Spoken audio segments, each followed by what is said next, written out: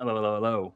Back with another Path of Exile 2 video. Let's go for Monk, build 5 point. So, level 96, 9,324 energy shield, 57% evasion, resistances around about 75%, spirits 244, and movement speeds 30%. But that's not what you're here for really, is it? You're here to see the skills. A lot's changed. We've been testing and testing and testing. I'm still a little bit unsure with one or two skills, and I'll explain which ones. But without further ado, let's go through them. So we've got Unbound Avatar with cooldown recovery, profanity, prolonged duration, lightning mastery, and delayed gratification. Delayed gratification allows you to do Unbound Avatar, wait 10 seconds, then do Unbound Avatar again. Skeleton Warrior, that's just there to summon the skeletons on weapon set 2. Tempest Flurry, we've got it with Rage Free, Practice Combo, Rapid Attacks, Efficiency, and Tools Stillness, which gives you extra damage as Chaos damage. Flicker Strike,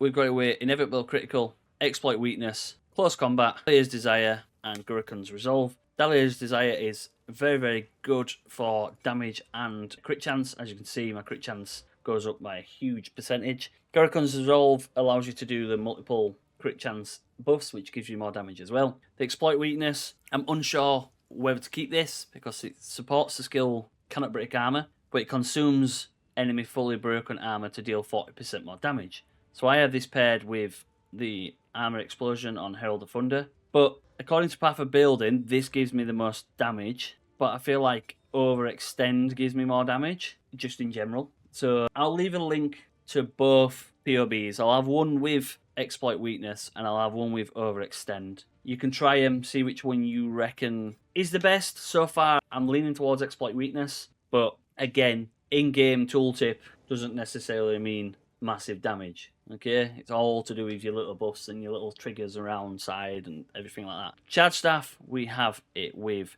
Withering Touch, Culling Strike 2, Innovate for more damage, Rakiata's Flow to basically make the enemy Rakiata's Flow to make the elemental resistances inverted, and then Escher's Radiance to get more chaos damage based off my lightning damage. And we've got Staggering Palm with Nova Projectiles, Culmination 2, Charge Profusion 2, Ancestral Call 2, and Aelish Chime. A lot of people were asking how come they can't socket Aelish Chime. It's because you need to put Culmination in first. So Culmination needs to go in, and then Aelish Chime will go in. That's the same for Hand of Chayula and Shattering Palm, etc. I'm still unsure about this. It's very, very good because it does like huge AoE clears and it triggers Herald of Thunder. But I do prefer Hand of Chayula because it has Sniper's Mark. Sniper's Mark will then give me critical damage bonus, and it will also allow me to gain a Frenzy Charge, which will then give me more skill speed for Flicker. So that's the one that I kind of am preferring, because I don't really get many Frenzy Charges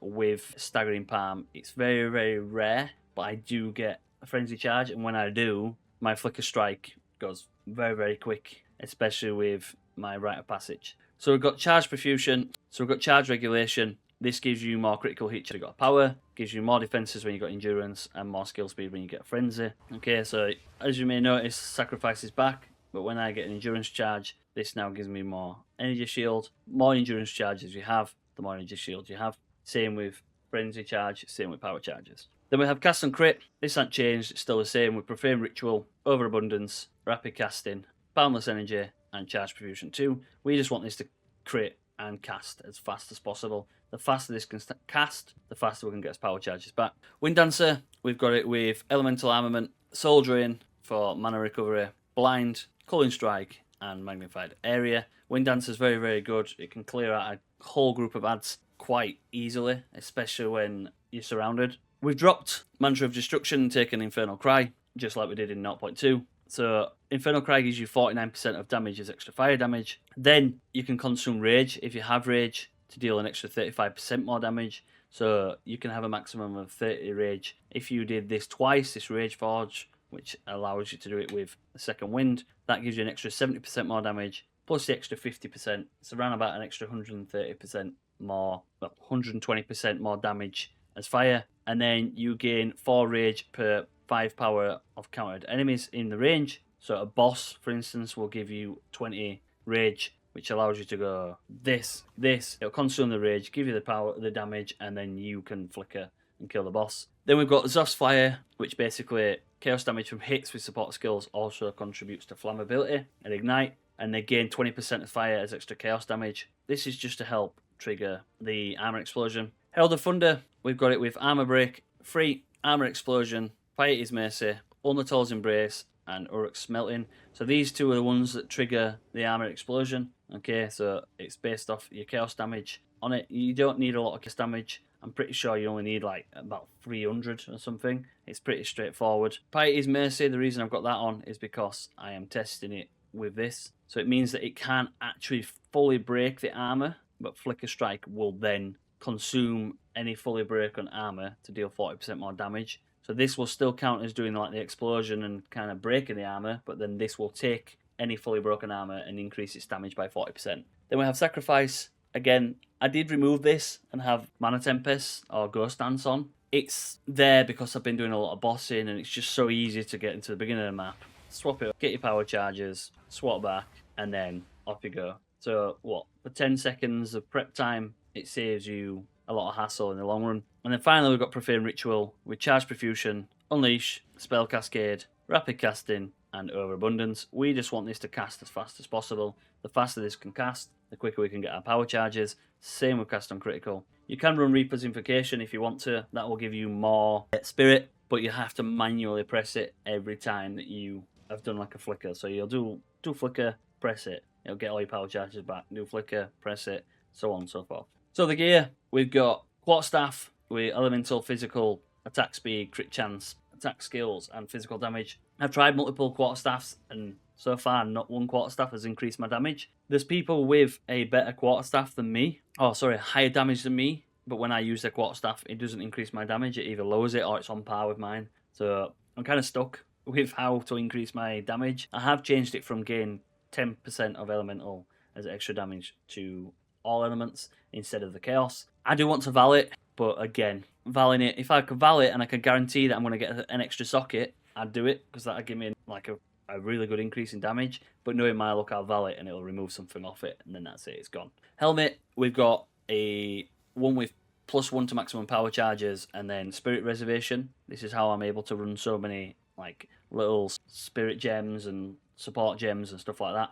And again, that's just got rarity and lightning resistance. The amulet, we've got it allocated with patient barrier, and it's evasion, energy shield, critical damage, critical hit, global defenses. Realistically, you can pick these up for next to nothing. So it's entirely up to you. If you want more energy shield, go for more energy shield. If you want more evasion, go for more evasion. Go for hybrid build, etc. Unset rings. So both unset rings are basically triple damage, and then we've got rarity, physical attack damages, mana, and mana regen. And then this one's triple damage and triple resist. If I could change that 16% of elemental resistance to lightning resistance, I could gain more energy shield because I currently have it socketed here, which means that I could put a armor, evasion, and energy shield increase here, which will give me an extra 36%, which will put my energy shield up to probably, 9,700 or something. Body armor, so this is we've got just short of 1,500 evasion and 563 energy shield.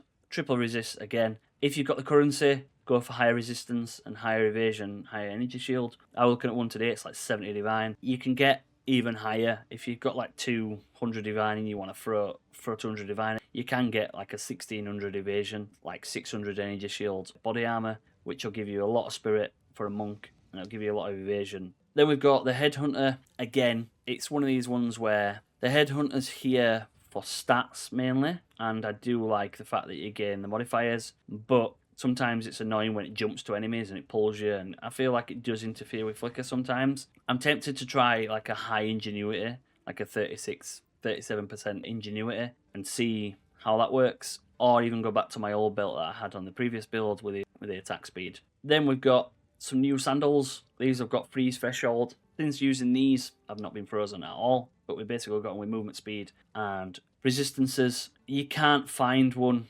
for relatively cheap with 100% increased effect of socketed items and triple resist and high energy shield. It's quite difficult, but as I said before, if I could get this to increase, I could probably remove this or even swap to an ingenuity, and ingenuity then would allow me to swap this and give me more armor and energy shield. Yeah, I just have to play around with it. This is something that your gear is dependent on. Obviously, you're not going to get identical to me, but you can know which ballpark to find. Then I've got rid of my 5 divine gloves. So my gloves with 100% increased socketed items, critical damage bonus, +2 to melee skills, and then triple damage to attacks. You can get better ones again. It's one of the things where the more currency you have, the better you can get. And then we do have a new one, which is the Rite of Passage Golden Charm, possessed by the Spirit of the Stag. This gives you 30% elemental resistances, 30% increased skill speed, 15% movement speed, and 20% extra damage as lightning damage once you kill an enemy.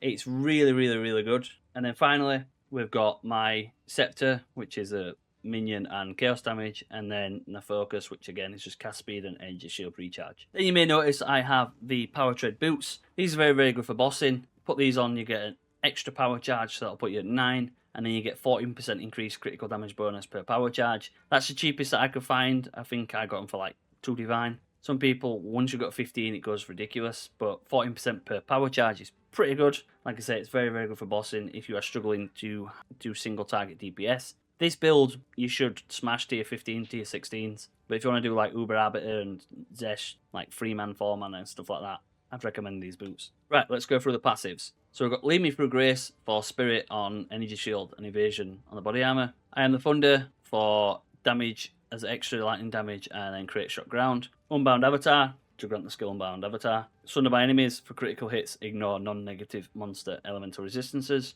We come up here and we take Flow Like Water, Mindful Awareness, and Step Like Mist. All these give you increased evasion, energy shield, and movement speed. As I said on my last video, anything in red is weapon set 1, anything in green is weapon set 2. On the PC, you just do this by clicking the weapon sets here. For console, I'm not too sure how you do this. I presume it'll be like something to do with the triggers or the analogs, but it allows you to allocate each thing for when you swap the weapon set. So as you can see, it gives me the green, so it allows you to gain a little bit more points effectively. So we've got Crashing Wave, which gives you more damage if you dealt a critical hit in the past 8 seconds. We always crit, so we always get the damage. Power Within for more critical damage bonus if you gain a power charge. Melding for more maximum energy shield and reduced mana. Weapon set 1, we've got Dampening Shield for more maximum energy shield, and then ailment threshold equal to 12% of it. Same with Stun. And then we've got Pure Energy for more maximum energy shield and some intelligence. Weapon set 2, we've got Rapid Recharge for faster recharge rate. Up here again, we've got Soul Bloom for more energy shield recovery rate. We come back down. Remaining on weapon set 2, we have Mystic Stance for more energy shield recharge. Down here, then we go and take Lust for Power, which gives me more chance to gain a power charge when you get an additional one, and then it increases your power charges by 1. On weapon set 1, we have Blinding Strike for more damage, and then 10% chance to blind them, and then Siphon to recover mana on kill, and then increase the amount of mana leech. If you can get more mana regen and more chance to leech, you can drop this and find some damage nodes somewhere else. Then we've got Agile Succession for more attack speed and then increased evasion if you hit an enemy recently. Obviously, we're always hitting enemies. Then Subterfuge Mask, which gives you 2 evasion per 1 item energy shield on the equipped helmet. So I have 480 energy shield. The more energy shield you have, the more evasion you get. You can get over 500 energy shield helmets, again, if you have the currency. Then we go up here and we've got Killer Instinct for more damage while on full or low life. We've got CI, so we're classed as full life, so we get an extra 40% increased damage. We have a jewel that allows me to allocate Walker of the Wilds without being connected to my tree. I'll show you what that is when we go around. Then, you may notice in my last video, I had the jewel with Resonance. I've removed that now, so we've taken True Strike, Follow Jugular, and Deadly Force, which gives me critical hit chance, critical damage bonus, and more damage if we've dealt a critical hit. We go up here, and we take Spectral Ward, which gives you more energy shield per 12 evasion rating on the equipped body armor. Just realised I forgot down here as well. So we've got Immaterial, which gives you more evasion if you have energy shield recharge, and then 30% more evasion while you have energy shield. Okay, so again, you're getting a lot of evasion and energy shield. Then we've got Overflowing Power for 2 to maximum power charges. Up, and then we take Weapon Set 2 for Quick Response. Again, this gives you more energy shield recharge and more faster start when you're not on full life. That we don't really get because we're never not on full life. So unfortunately, it is a waste of a stat, but the extra 45% start of energy shield recharge is kind of worth it. Up here to take Chaos Inoculation, which means you're immune to damage and your life is 1. Then we've got Heart of the Well, which gives me skill speed increase critical damage bonus, damages extra chaos, and then gain additional stun threshold equal to maximum energy shield. The skill speed there was to make flicker faster, but now I've kind of gone for flicker not being so fast, but more damage. So you can probably get one that will give you extra damage as lightning damage as well as chaos damage, and then critical damage bonus. And then I think you can even get one with critical hit chance, which will give you an insane amount of damage. The Heart of the Wells are very, very good, and they're coming down in price, like, dramatically. And then we've got Patient Barrier, which gives me more energy shield, but a slower start of energy shield recharge, which is annoying, but when you swap to your minions, it allows you to recharge them faster. Then we come down here, and we've got Throat Seeker for more critical damage bonus, but a reduced critical hit chance. But that doesn't matter because we are currently 94% on Flicker Strike without a power charge. As soon as we get a power charge, we go to 100%. And then with this one, we're sat at 41%. With power charges, I think that puts us at like 65% or something. And then we take Martial Artistry for accuracy and critical damage bonus with Quarterstaffs and Dexterity. One with the Storm, which gives you consumes a power charge, consuming an additional power charge. And then down here into this mess, okay, we've got the Walker of the Wilds, which allows me to allocate Howling Primate, Stupefy, Dizzying Hits, Fable Stag, Enhanced Reflexes, all without having to branch around it. So Enhanced Reflexes gives me evasion and deflection. Stupefy gives me critical damage, chance to daze and more damage against dazed enemies. Dizzying Hits, again, to daze and more critical hit chance against dazing enemies. Howling Primate has aura skills, have 10% increased magnitude, and it gives me more intelligence, and I get more presence. Fable Stag gives me more dexterity and more endurance, frenzy, and power charge duration. Then we take Chakra of Impact for more attack damage, and then we gain 8% increased damage per combo consumed. We've got a Jewel that gives me cold chaos damage for the small passives, and then for the notable passives, which are the big ones, this allows me to get more critical hit chance and more critical damage bonus. You can get like a unique time lost, which gives you like flat lightning and flat chaos damage, which will give you an insane amount of damage, but they're expensive. You're looking at like 80, 90 divine or something like that. Then we've got Heart Stopping for increased critical damage bonus and intelligence. And then we've got Struck Through for attacks have 1% critical hit chance. And then we've got Heartbreaking for more critical damage bonus, strength, and hit chance. And then that is it. So that's Monk Build 5. This is probably going to be my last Monk build. I will be swapping to Path of Exile 1 for a little bit, just to try out the new content. I'm going to try Flicker Strike over there and see how it is, because I heard it's very, very good. For one, you can actually control where you want to go, whereas on here you can't. And yeah, I just want to play around with it. I probably will dive back into Path of Exile 2, maybe in like a 2-week or something like that, just to see what's happening. I will be streaming my progress through Path of Exile 1. I only have 35 hours, but without me blabbing on too much. If you enjoyed the video, leave a like, comment and subscribe. Stay safe. Peace.